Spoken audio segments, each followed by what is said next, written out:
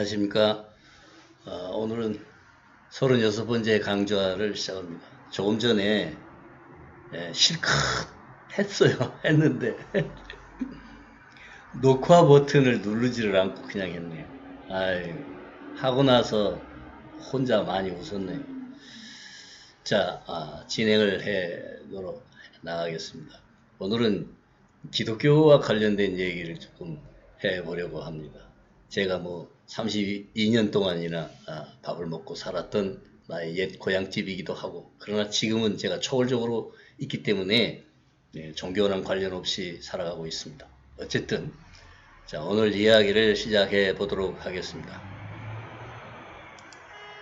생각을 바꿔야 한다는 얘기는요, 관념을 바꾸자는 소리입니다. 이 생각 바꾸기에 대해서는 사람들이 참 너무 모르는 것 같아요. 관념을 바꾸자는 얘기나 뭐 의식을 바꾸자는 얘기나, 생각을 바꾼다는 건 의식을 바꾼다는 거예요. 의식을 무슨 의식으로 바꾸자고요? 그리스도 의식. 점진적인 얘기를 제가 과정을 통해서 그야말로 하나씩 얘기하는 중에 있는데, 제 얘기를 따라오시다 보면 그리스도 의식으로 우리가 바뀌게 돼 있습니다. 그래서 이런 얘기를 계속 과정적으로 이 프로세스를 향해서 하나하나 과정을 밟으면서 해 나가고 있는 중에 있습니다. 잘 따라와 주시면 고맙겠습니다. 자, 두 개의 자성을 항상 제가 얘기하고 있죠. 이 두 개의 자성이 power self냐, false self냐, true self냐, 타락한 이고로 살지 말고 정말 참나를 찾아서 살아가자 하는 얘기를 계속하고 있는 것 중에 오늘 또 한 이야기가 이제 진행되는 것입니다. 보십시다. 오늘 이제 우물안 개구리 얘기를 시작합니다. 정조와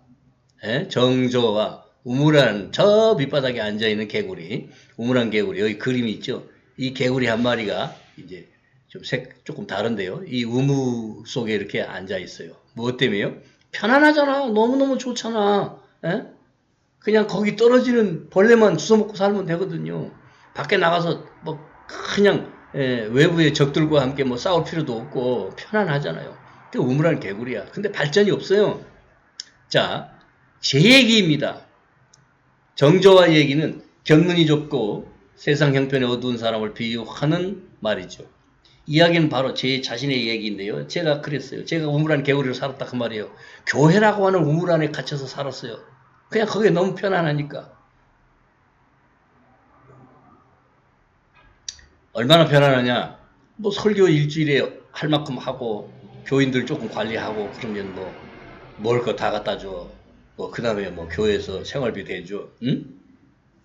그래서 세상 걱정할 게 없는 게 교회 하나 부흥시키려는 목적 외에는 생각 없어요. 오직 교회밖에 없어. 그래서 성경 읽기와 기도 생활이 다였죠. 두 가지 외인 세상에 대한 관심이 전혀 없어요. 세상과 연결해주는 것은 오로지 신문이나 TV 정도였죠. 근데 TV는 중학교 2학년짜리 수준으로 내보낸다더라고요. 응? 신문도 마찬가지야. 자기네 의도대로 편집하고, 그래서 세상을 속여먹어요. 가장 세상을 많이 기만하는 게 신문, 방송, 언론 매체들이야.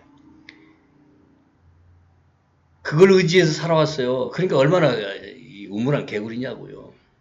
그런데 내가 이제 생각했던 그런 생각의 어떤 제가 가지고 있었던 그 가치관, 관념에 비해서 잘못돼도 뭔가 한참 잘못됐구나. 이게 세상이 잘못돼 돌아가는 것 같네. 한 게 효순이 미순이 사건과 광우병 사건과 천안함 사건과 그리고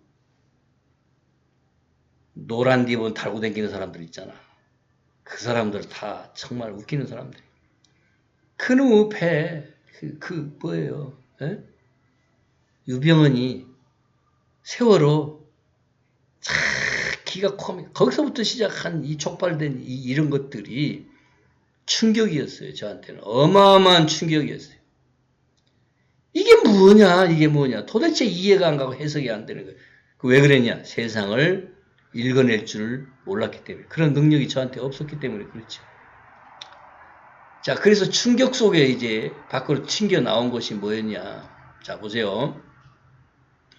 이거 마크 트웨인이라는 사람의 사진이에요. 1835년 11월 30일 생인데 1910년까지 살았어요. 긴 삶을 살진 못했네, 보니까.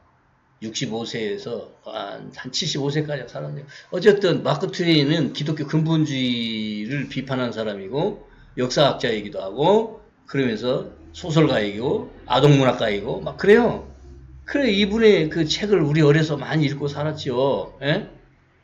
허클베리 핀 막 이런 거 말이에요. 예? 미국의 미시시피 강가 어디 하여튼 미시시피 강 그 근처에 있는 이야기들이요. 어쨌든 그렇게 마크 트웨인의 이 얘기는 수없이 많이 있는데 이 사람이 그 세뮤얼 랭원 클레멘스라고 하는 그 본명이 따로 있어요. 그러니까 마크 트웨인은 그 필명이에요. 필명 한마디로 말하면 그 말년에 지구로부터의 편지를 이제 출판을 했고요. 당시 미국에는 형성되고 있었던 영향을 주던 그 기독교 근본주의를 비판한 내용을 포함했습니다. 마크 트웨인은 진보적인 장로교 신자였고 보수적인 개신교 입장을 비판했습니다. 지금도 이 문자주의 기독교로 대별되는 지금 현재 보수주의 정광훈 목사 같은 게 보수주의 목회자죠. 근데 그런 사람들이 이제 오마나 깜놀 해가지고 그냥 튀어나와가지고 광장의 집회를 리드하면서 어마어마한 센세이션을 일으켰는데 결과가 뭐냐 이거지. 어쨌든지요. 지금 우리 개신교회가 맞이한 이 팬데믹 현상은 우물한 개구리가 뒤통수 한 대 얻어맞고 깨어나는 순간이라고요. 이 역사적인 대사건이야. 뭐니 해도요. 어쨌든지요. 이 마크 트웨인이 말한 이 우물한 개구리 얘기를 듣고 저도 아차했어요. 아차. 아하. 역사가 바뀔 때는 뭐냐? 외부로부터의 충격이 그냥 망치를 한 대씩 얻어맞는 기분이 들 때에 충격 속에서 깨어나는 게 우물한 개구리의 잠이야. 자, 이렇게 시작하는 것은 우리 기독교 목회자들이 지금 그랬다는 거예요. 제 얘기뿐만 아니라 모든 기독교 목회자들의 얘기이기도 해요. 우리는 세상을 너무나 덮어놓고 살았어요.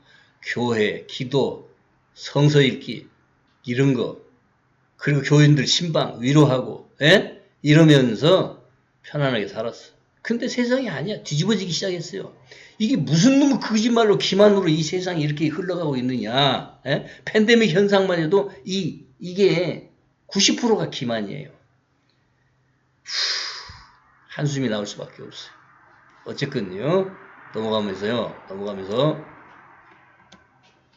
앞에 마크 트웨인 얘기는 극보수주의라고 하는 미국의 근본주의 장로교의 도마라고 하는 그 우물 속에 있는 개구리를 향해서 마크 트웨인이 외쳤던 거거든. 도구마가 뭔지 아세요? 교리. 교리는 1장 1절, 2장 2절 뭐 이런 식으로 있는 게 아니라고 합시다. 있다고요. 장로교에는 있다고요. 거의 모든 교파들이 장로교 교리를 따라와. 아유, 그 교회 얘기하면 시간 없고요. 자, 보세요. 이제 한국교회의 그 상황을 보면은 이 팬데믹이라고 하는 엄청난 외부적인 이 충격에 헬하운드를 만난 기분이야. 이 사회주의자들이 만들어낸 이 현상, 지구상의 이 문제, 솔직히 CDC라고 하는 미국의 그 기관에서 나온 얘기에 의하면 이 우한 코로나라고 하는 이 코로나19 이 균은 말입니다. 공기 밖으로 나오면 사람 몸속에 있다 공기 밖으로 나오면 2, 3초 안에 다 죽어버린다는 얘기. 그리고 공기로부터 전이 되어서 병 걸린 사람은 자력 없대요. 그럼에도 불구하고 공포 분위기 조장을 하면서 정치적으로 써먹고 있잖아. 지금 이 문제요. 근데 어쨌든 그걸 지금 제가 말하고자 하는 게 아니고 이런 현상 앞에 헬하운드를 만난 기분이야. 교회 그 목회자들은 완전 이 팬데믹을 가지고 사람을 락다운 시키잖아. 락다운이란 말 아시죠? 예? 꼼짝달싹 못하게 다 차단해버리는 거. 정신적으로 지금 그런 상태야. 그러다 보니까 이것 때문에 완전히 넉다운이 됐어요. 락다운이 넉다운 되게 했다고. 정신이 없어요. 이게 우물한 개구리의 잠을 깨운 역사적 사건이라고 밖에는 해석이 안 돼요. 어쨌든 숨가쁜 상황이 아니라고 할 수가 없어요. 정말 제가 며칠 동안, 아니 며칠이 아니라 몇 주 동안 그래 나가서 한번 협조라도 해주자 해서 시위하는 데 갔었다니까. 광화문은 안 갔어요. 경찰서에 정확하게 다 신고하고 9명 이상 모이면 안 돼 하는 그 신고 조항대로 해가지고 신고해가지고 했던가 보더라고. 오라고 부르니까 내가 가봤어요. 가서 나도 막 뒤집어 쓰고 그냥 서 있다 왔죠. 차량 시위도 한번 했네요. 저 충주까지 가가지고. 청주에서는 상당 사거리에서 매주 토요일마다 합니다. 차량 시위가 아니라 그냥 시위한다고요. 떠드는 거죠. 스피커 틀어놓고 마이크 틀어놓고 말이에요. 어쨌든 지금 목회자들은 앞이 보이지 않아서 전혀 예측 불허의 상황에 대해서 해석조차 나오지 않고 있어요. 제가 왜 그런데 뭐하러 갑니까? 뭐하러 가냐고. 가만히 있을 수가 없어서 갔다고요? 아니에요. 협조해 주러 갔어요. 충격이 커서 휘청거리면서도 막상 대안이 떠오르지 않는 이 목회자들, 이 신학자들, 그 잘난 신학자들 다 어디 갔나 몰라? 말이 없어요. 그러니까 이게 무슨 현상이냐? 교회가 스스로 안으로부터의 어떤 변화를 추구를 했어야 되는데 뭐 했냐? 뭐 했냐고요? 외형 성장. 80년대에는 목사들마다 디민 코스 안 한 사람이 없을 만큼 나도 했으니까 그 디민 코스 박사학위. 디민이 뭐냐? 쉽게 말해서 목회학 박사야 그게. 목회학이 뭐냐? 교회 성장학이야. 그러니까 그 교회 성장의 포커스만 맞죠. 외형 성장이지 내적 성장이 아니에요. 그런 변화가 없으니까 반드시 이렇게 변화가 없을 때는요. 외부로부터 이게 우주의 법칙이거든. 이게 우주의 법칙이라고요. 반드시 찾아오는 게 외부의 충격이에요. 개구리 잠을 깨우는 거지. 그 세계의 역사가 그랬고 한국의 역사가 그렇고 중세의 영국 역사가 그랬어요. 중세의 영국 역사를 조금 들여다보면요. 아이고 저쪽 스칸디나비아 반도 쪽에 그 노르웨이 뭐 이런 데 말이에요. 예? 그 바이킹족들 아니야.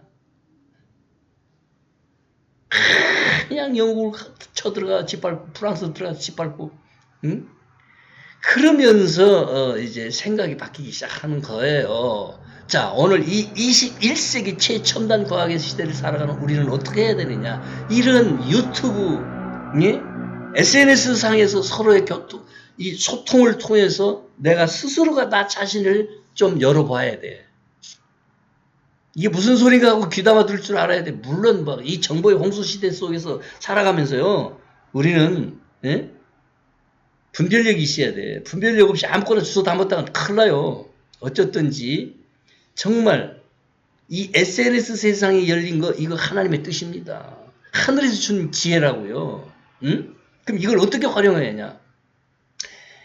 칼이라는 도구가 의사의 손에 들면 메스가 되지만 수술 도구가 되지만 강도의 손에 들면 사람 죽여. 마찬가지로 인터넷이라고 하는 이 거대한 세상 속에서 우리는 인터넷 서핑이란 말이 다 있을 정도로 인터넷 세상 속에서 사는데 이게 나온 지가 얼마나 됐냐고요. 90년대 이후야. 어쨌든지요. 그러면 이거 가지고 활용을 할 지혜를 터득해야 한다는 얘기를 끼워 넣기 하면서요. 역사의 변고점은 언제나 외부의 충격으로부터 온다 그 말입니다. 이것이 우주적인 역사의 진행이기도 하다 그 말입니다. 그럼 이게 하나님의 뜻이냐? 그런 얘기가 아니에요. 오히려 사탄 마귀 장난이야. 그런데 이걸 우리는 역설적으로 뒤집어 해석하면서 우리 자신을 깨우는데 활용할 수 있어야 한다. 그런 얘기를 하고 싶습니다. 어쨌든지요. 헬하운드를 만나는 정도로 정말 깜짝 놀란 이 세상 속에서 우리는 눈을 어떻게 떠야 되느냐. 눈 뜨자는 얘기를 지금 이거 띄운 거예요. 오른쪽 옆에 있는 건 지구본이고 세계 지도에 손 얹고 있는 이 양반은 동원참치 회장님이신데 이 그림에서 우리나라를 찾아볼 수 어디 있겠어요? 이 양반 손 얹어 있는 그 부분이 한반도 지도예요. 그러니까 이게 뭐냐면요. 우리는 대한민국 중심의 지도만 봤지 유럽 중심의 지도라든지 아세안 중심의 지도라든지 여러 가지 지도들이 있는데 이런 지도는 익숙치 않아. 그러니까 우리의 사고 체계를 한번 흔들고 한번 생각을 바꿔보자.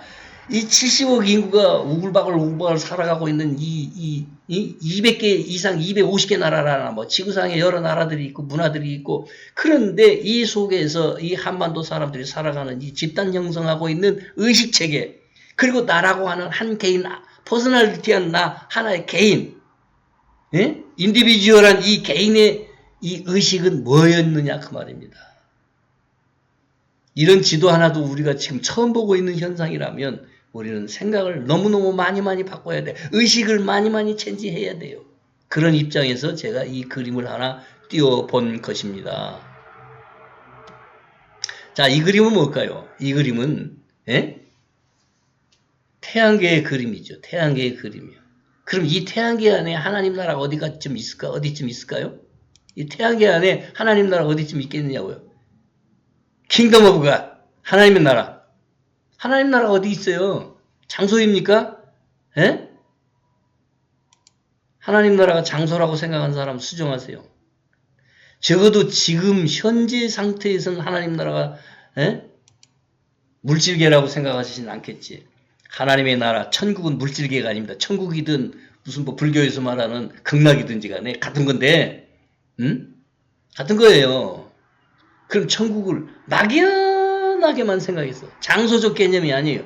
절대 네버 장소 개념이 아니라고요. 수정하셔야 돼. 장소 개념으로 착각하셨다면. 그러니까 죽은 다음에 어디로 간다고 생각해. 천국을 들어간다고 생각해. 그럼 장소입니까 그게? 전혀.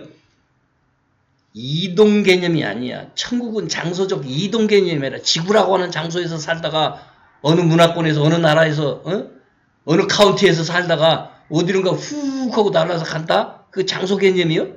이동해 가는 장소 개념이요?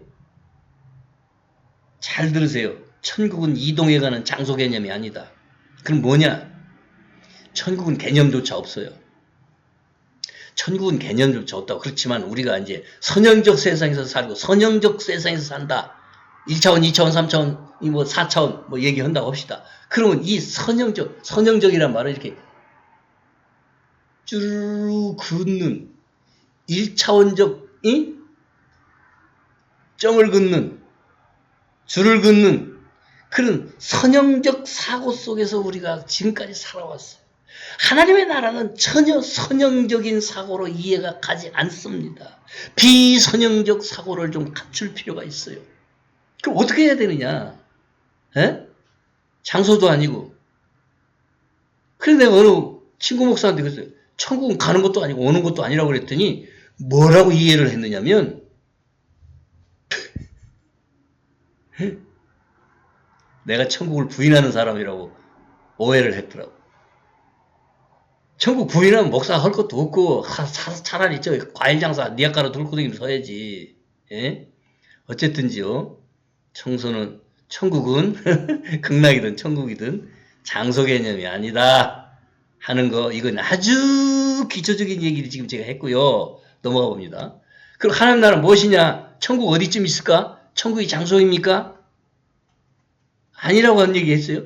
그러니까 태양계 어디에도 없고, 그러면 이 태양계 말고 우리가 속한 이 지구가 속한 태양계를 우리 태양계라고 그래. 그러면 이 우리 태양계가 속한 이 은하계가 있어. 또 우리 은하계가 있다고. 그럼 이 은하계가 태양계가 몇 개가 있을까요? 나 그거 모르고요. 어쨌든 이런 얘기가 있어요. 한 은하계 안에 지구 같은 행성, 별이 1000억 개가 있대. 그런 은하계가 이 우주에 얼마쯤이냐? 한 1000억 개쯤 있다. 1000억 개의 은하계에 한 은하계당 1000억 개의 별이 있고, 태양계가 조그마한 동네야. 태양계가요. 근데 제가 드리고 싶은 얘기 중에 하나가 왜 이런 의리를 거론하냐면, 기독교인들, 목회자들부터 해가지고 하나님 이웃집 심부름 꿈 아저씨인 줄 알아. 뭐 해달라고 하나님 다 해달라고 하는 대로 해주는 줄 알아. 그렇게 그러면 우리가 기도하고 열심히 11조 감사하고 하면 선반에 얹어놨던 쭉 소물보따리 창고 속에 있던 거, 아따 너 11조 많이 했다, 감사한 건 많이 했다, 교회에다 충성했으니 복 받아라 하고 안겨줍니까? 그렇게 안겨주는 하나님이었으면 제가 수십 년 전부터 설교해온 내용 중에 하나가 뭐냐. 그렇게 해서 당신들이 복받았으면 목사가 교회에서 설교하는 대로 당신들이 염원하는 대로 생각하는 대로 헌금하고 충성해서 축복을 받았다면 창고를 막 수백 개 수천 개 지어도 모자랄 거다. 하나님 축복을 얼마나 줬을까? 얼마나 줬을까? 그래서 축복받아라만 외치면서 외형 성장, 사이즈만 키우다가 교회는 지금 이런 꼴을 만난 거예요. 왜 교회 핑계대냐? 공산주의자들이 생기는 원인이 뭔데?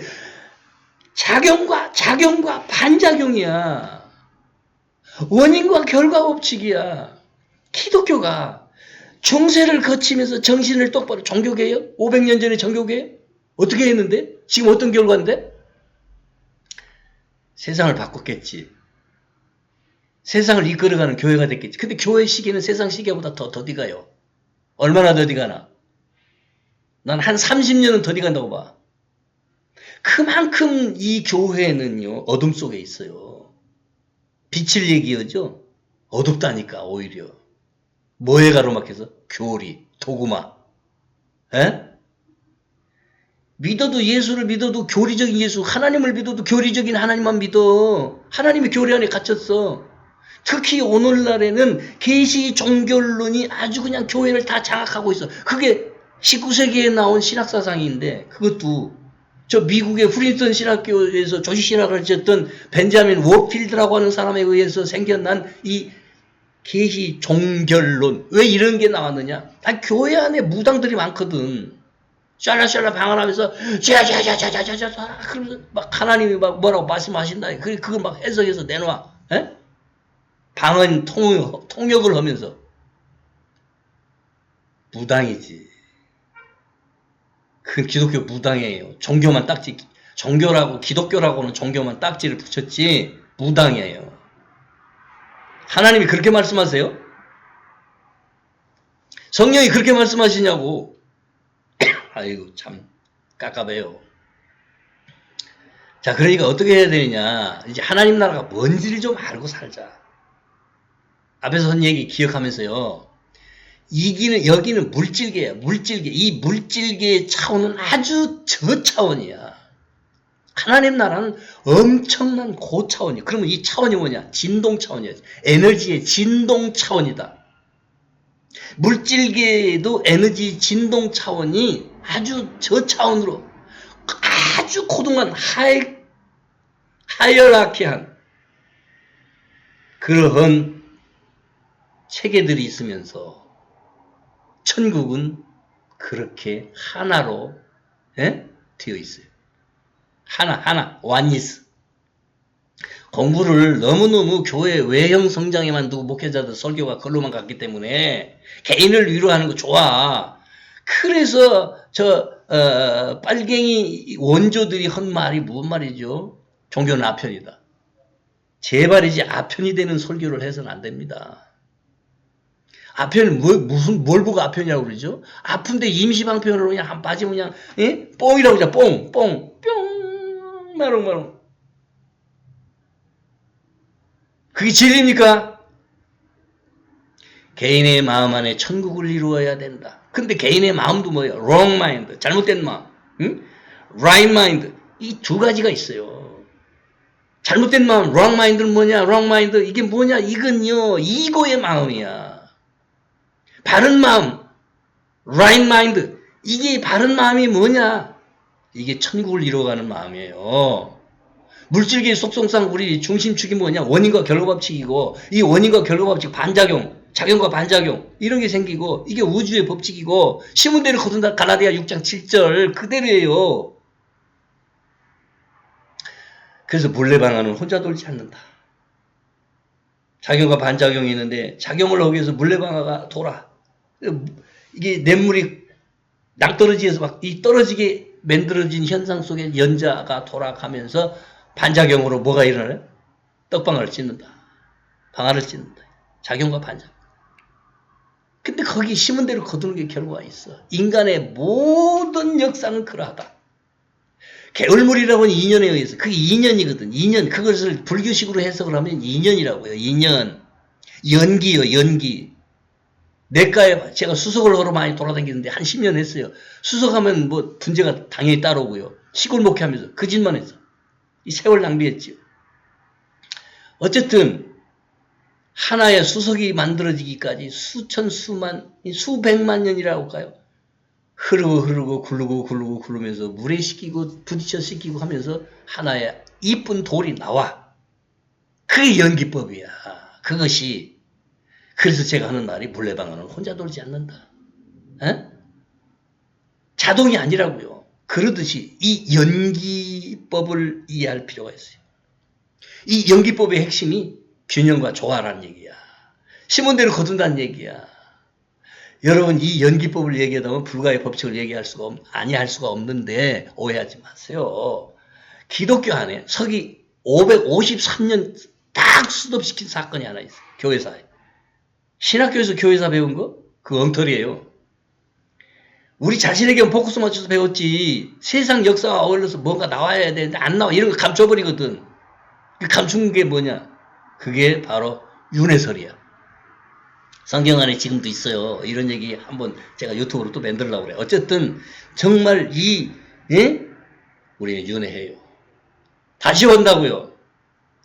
2년 법칙에 의해서 다시 오게 돼 있어요. 그러면 뭐 맨날 돌고 오라고 그렇게 있는 게 아니고 뭐냐? 윤회하지 말라야.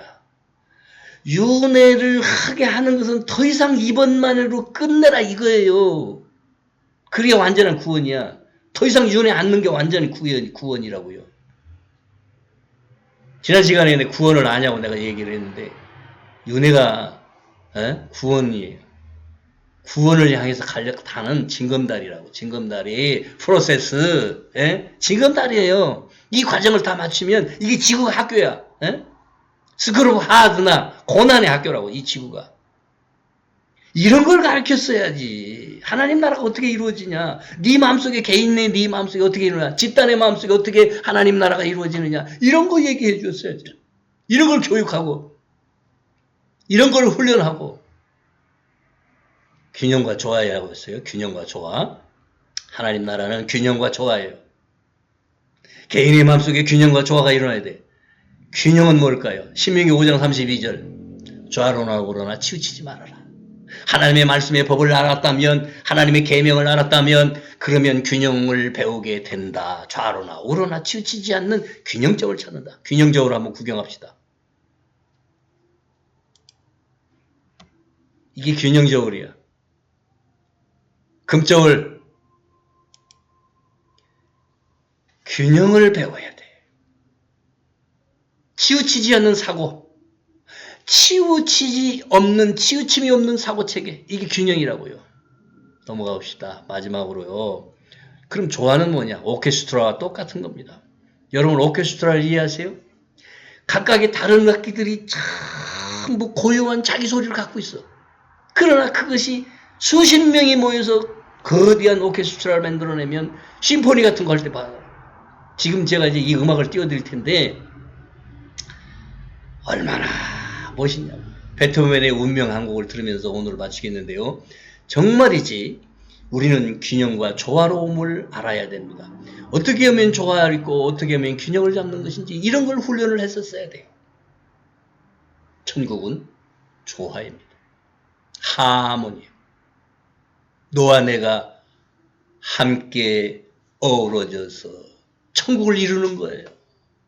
나 개인의 마음속에 각각이 다 균형과 조화를 이룰 수 있는 심리 상태가 이루어지고 영적인 상태가 이루어지면 심리를 넘어서 영의 상태가 이루어지고 나면 그 집단이 이루어져서 천국이라고 하는 킹덤 오브 갓 왕국을 이루는 거다. 그 말입니다.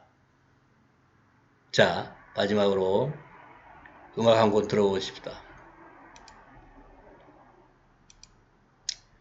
마지막으로 음악 한 곡 들으면서 조화가 뭔지 가만히 명상해 보시기 바랍니다.